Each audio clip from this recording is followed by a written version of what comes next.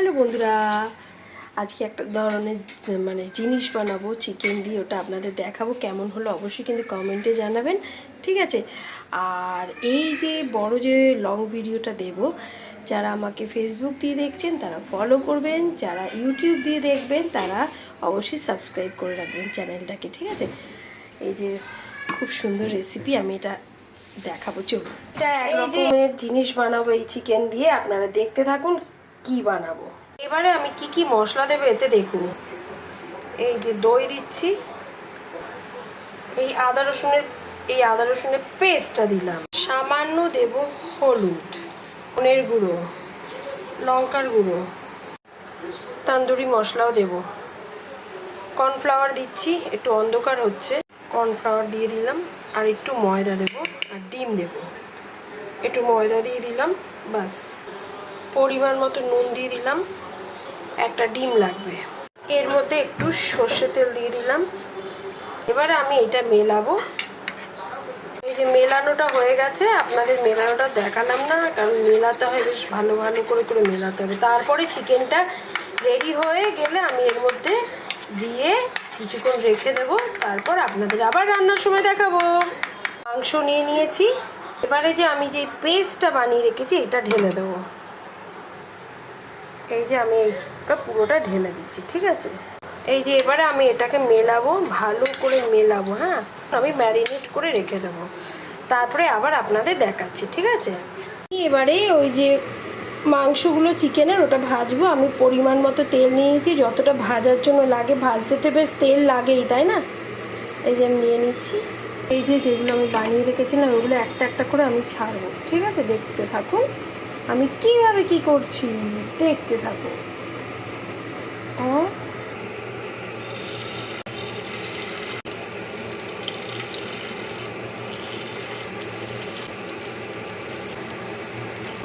দাঁড়াও, এই সব আমি ফ্লেমেই দিয়েছি, ঠিক আছে?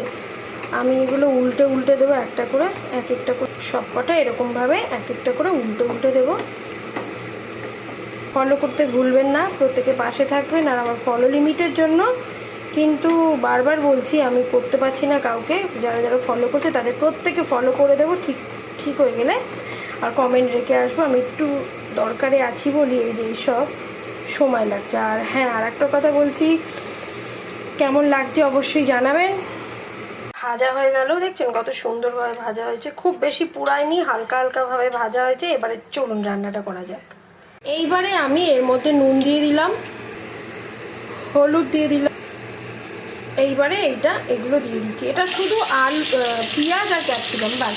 পরে এই যে এইটা আমি ভালো করে ভেজে নেব। ভাজার পরে যে সস দিয়ে একটু মশলা দিয়ে রান্না করব, এতে আর কোনো কর্নফ্লাওয়ার দেবো না, ঠিক আছে? ঢাকনাটা ঢেকে দিলাম, এবারে খুলি, দেখি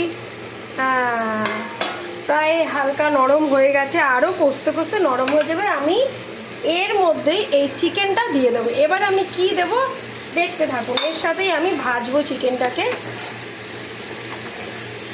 এই রান্নাটা একদম অন্য ধরনের, কিন্তু সস লাগবে, সস না দিলে এই রান্নাটা ভালো লাগবে না, ঠিক আছে? এইবারে আমি কি দেব, এইবারে দেখুন অল্প আমার টমেটোর জল ছিল, ওটাই দিয়ে দিয়েছি। এই যে আদা রসুনের পেস্ট দিলাম, বেশি না, সামান্য, ঠিক আছে?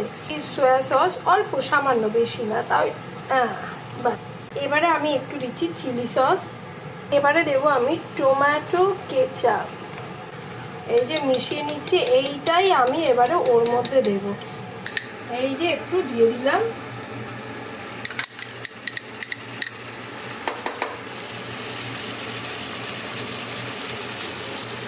ভিনিগার না দিলে হয়, এই জন্য ভিনিগার অল্প করে দিয়ে দিলাম, ব্যাস, বেশি না, অল্প।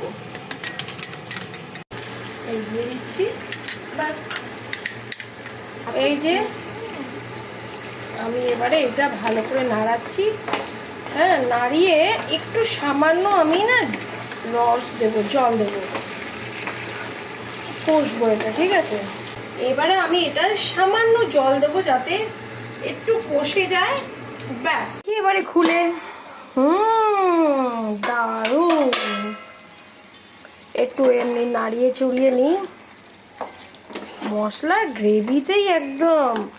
এর মধ্যে আমি একটু তিল দেব, তিল তিল, এটা একদম একটু শুকনো শুকনো মানে করব। এইবারে আমার এই তিলটা ভালো করে ধুয়ে নিয়েছি, তিলটা অনেকদিন ছিল তো এই জন্য আমি একটু এই যে তিলটা মিলিয়ে দেবো চারিদিকে, ঠিক আছে? কতটা আপনারা দেখতে পাচ্ছেন আমি জানি না। খুবই সুন্দর ইয়াম্মি ইয়াম্মি টেস্টি টেস্টি হয়েছে, তেলটাও ছেড়ে এসছে, দেখছেন কত ভালো লাগছে তেলটা। তেল যতক্ষণ না ছাড়বে এই জিনিস একদম হেভি। আমার এই যে রেডি হয়ে গেছে পুরো একদম শুকনো শুকনো ইয়াম্মি ইয়াম্মি। হ্যাঁ, এবারে ঢালবো আর ফাইনাল লুকটা আপনাদের দেখাবো, ঠিক আছে? রেডি, দেখুন কেমন লাগছে বলেন তো। উফ, রান্না হয়ে গেল। কেমন হলো অবশ্যই কিন্তু কমেন্টে জানাবেন, ঠিক আছে? এই পর্যন্ত সবাই দেখবেন, টাটা।